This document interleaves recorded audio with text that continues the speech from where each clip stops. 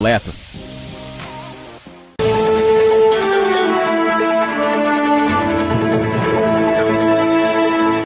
Boa noite, já estamos de volta com o Jornal Cidade Notícia nesta quarta-feira aqui pela TV Cidade.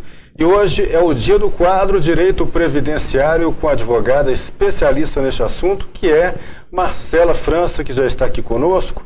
E hoje nós damos continuidade a um tema que foi tratado semana passada e que a gente dá um novo desdobramento esta semana, que são as revisões e as possibilidades de aumento, no valor de aposentadorias.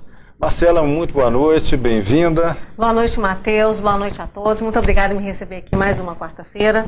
Dando continuidade ao tema, nós já sabemos de uma coisa: todo aposentado ele já sai perdendo quando ele aposenta. Por quê?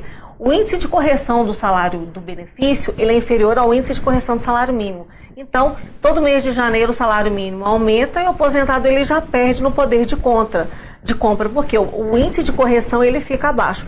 Mas existem algumas situações que são gritantes, onde a obrigação da autarquia é sempre oferecer o melhor benefício. E como semana passada nós falamos de alguns erros que podem acontecer no momento da concessão do benefício, agora nós vamos dar continuidade também em outras possíveis revisões que podem não somente aumentar o valor da sua aposentadoria, como também pode gerar atrasados. Marcela, explica um pouco melhor para a gente sobre a revisão do teto. A revisão do teto ela é possível para todos aqueles que aposentaram até 2003. A situação é que o governo federal, a autarquia federal, ela tinha que aplicar um índice de correção. E ela não aplicou esse índice de correção, ela aplicou o índice abaixo. Para você ter noção mais ou menos, à época, pessoas que deveriam ter aposentado recebendo R$ 2.400, aposentaram recebendo R$ 1.200. Como foi um erro da autarquia, não há que se falar em prescrição, porque o erro foi daquela que concedeu o benefício e tinha acesso a todas as informações. Então, se você teve a sua aposentadoria concedida antes de 2003, pode ser que você tenha direito à revisão do teto. Agora, Marcela, fala-se muito também da revisão da vida inteira, Quem tem direito a esta revisão? Essa revisão é uma revisão que ela é uma tese. Então, lembrando, ela é uma tese, ela não é uma legislação, ela não é uma lei, ela é como a desaposentação. Essa revisão da vida inteira, o nascimento dela foi em julho de 94. Por quê? Em julho de 94, houve a implementação do Plano Real. Então, pessoas que contribuíram até julho de 94, esse período entrou anterior a julho de 94 como tempo, não entrou como valor. E muitas pessoas tiveram altas contribuições anteriores a julho de 94. Eu já tive casos desses no meu escritório.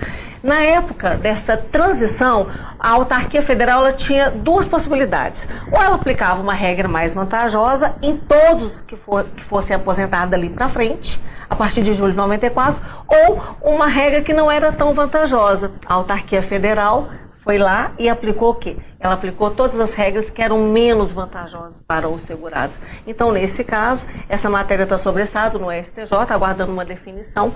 Pode ser que você que contribuiu, teve altas contribuições antes de julho de 94 e teve esse tempo computado, um valor baixinho, que é o valor de salário mínimo, pode ser que você tenha direito a essa revisão. É aquela vozinha interior dos aposentados que sempre que me procuram, sempre fazem a mesma pergunta: doutor, eu tenho certeza que tem algo de errado com o meu benefício. E às vezes realmente tem. Eu nunca peguei uma revisão para fazer no escritório, falando da prática previdenciária, que não tivesse. Eu já tive clientes que a nossa diferença do valor do benefício era de 1 centavo. Mas eles tinham direito à revisão. Lógico que nesse caso não tinha um retorno financeiro, mas sempre que existe uma contratação do escritório para uma revisão, nós encontramos algum erro. Normalmente o erro é da autarquia. Agora, doutora Marcela, é aquelas pessoas que recebiam auxílio-doença e se aposentaram por invalidez. Existe alguma revisão nessa transição de benefícios? Você falou uma coisa muito certa, essa transição de benefício. Porque se você aposenta por invalidez, alguém aposenta por invalidez, parte-se do princípio que ela antecedeu um auxílio-doença. E se essa pessoa fica, às vezes, 1 ano, 2 anos, 3 anos, nós temos casos de 18 anos de afastamento por auxílio-doença, onde o aposentado, ele não é aposentado por invalidez só depois de 18 anos. Olha que absurdo isso. Então, todos os meses, o segurado ele paga a título de administração do benefício para a Previdência Social 9% do valor do seu auxílio-doença. Então, a revisão que pode ser feita é quando ele aposenta por invalidez, nós ingressamos com uma ação solicitando a devolução desses 9% com juro e com correção de todo esse período em que ele recebeu o afastamento por auxílio-doença, sendo que ele poderia estar recebendo uma aposentadoria por invalidez. E agora, doutora Marcela, quando o trabalhador ele se aposenta, mas ainda tem ação trabalhista em andamento, esta só é julgada após a aposentadoria? Quando ela é julgada após a aposentadoria, né? Você tem que esperar, você, telespectador, tem que esperar o julgamento final dessa ação trabalhista? Não. Você pode ingressar com essa ação trabalhista. Se você fechou o tempo para aposentar no período dessa ação, você não só pode, como você deve solicitar a sua aposentadoria. Lembrando que, se após o término desse processo, nós ficar visualizado que existe um reflexo na seara previdenciária, que vai melhorar o seu tempo de contribuição, automaticamente aumentar o valor do seu benefício previdenciário, automaticamente você tem que solicitar essa revisão, computando esses benefícios dessa ação trabalhista, caso ela tenha sido favorável. É possível fazer no administrativo e, caso não seja possível, o INSS não aceite essa revisão, cabe ao Poder Judiciário decidir pelo melhor benefício para esse segurado.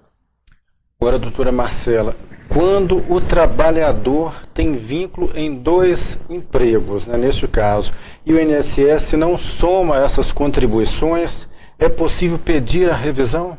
É possível sim. Você lembra que na semana passada nós conversamos, inclusive, sobre atividade especial? Sobre a importância de você ter um profissional habilitado acompanhando esse processo previdenciário?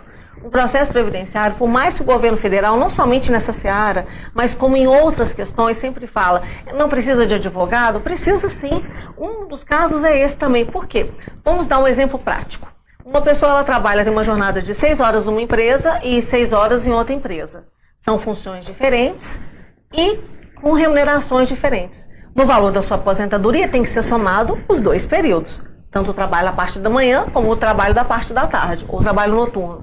Então, nesse caso, o que acontece? A autarquia, ela faz a soma só de um período, ela não contabiliza os 2 períodos. E isso vai gerar um prejuízo financeiro gigante para esse segurado. Então, daí a necessidade de você fazer todo o processo, não só administrativo, judicial também, acompanhado por um advogado previdenciarista, para evitar situações como essa e uma perda financeira no seu benefício.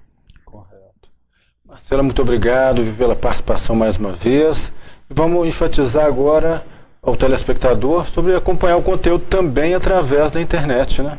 Você está me dando sorte, Matheus. A TV Cidade está me dando muita sorte, porque agora nós estamos com o canal no YouTube, onde são alocadas todas as entrevistas. Então, você que está assistindo, está com dúvida sobre algum tema, digita lá no YouTube Marcela França, onde vão ter todas disponibilizadas todas as entrevistas com temas variados. Lembre-se de se inscrever, de curtir e de compartilhar. Muito obrigado, Marcelo, mais uma vez aí pela participação. Boa noite. Boa noite, Matheus. Boa noite a todos. E assim nós vamos para o nosso apoio cultural e logo depois estamos de volta com o Jornal Cidade Notícia aqui pela TV Cidade.